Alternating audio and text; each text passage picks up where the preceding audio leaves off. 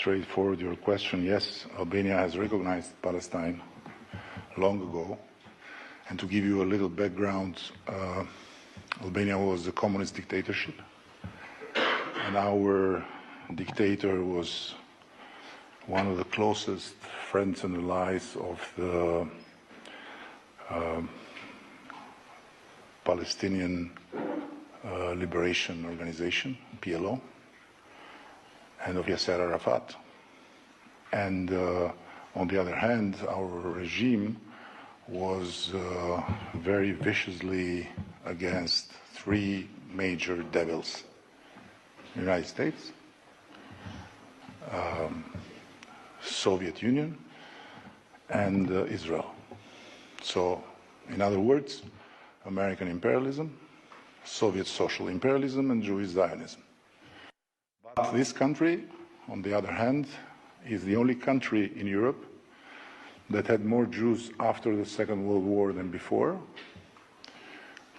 And it's the only country where Jews didn't fly out, but flew in to be protected. And as it is very well shown in Yad Vashem, it's a country where the Nazis didn't succeed to get a single Jew. This is the background. Now, of course, the situation is tragic because, on one hand, Israel has its legitimate right to defend itself, but on the other hand, the destroyal and the loss of life on the Palestinian side are far too much to accept the escalation, the further escalation. And the trouble is that this further escalation is not an action that at the end by itself will wipe out Hamas or whatever form of Hamas may grow from the bottom of the rubbles. So for sure the two-state solution is the only way, but my humble opinion is that in this situation there are many things that have to happen at the same time. It's not one thing, because if one envisage a two-state solution now, just like one piece, then who will be on the Palestinian side?